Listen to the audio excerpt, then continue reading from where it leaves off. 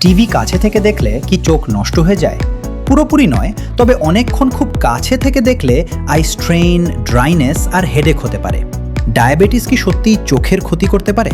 হ্যাঁ, diabetes retina damage করতে পারে। সময় মতো চেক আপ না করলে ভিশন পার্মানেন্টলি এফেক্ট হতে পারে।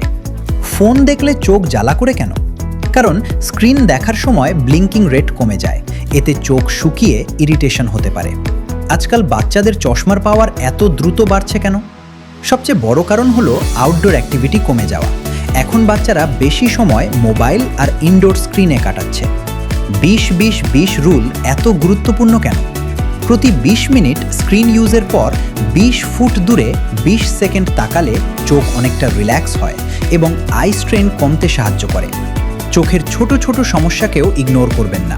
সময় মতো চেক আপ আপনার ভিশন প্রোটেক্ট করতে পারে।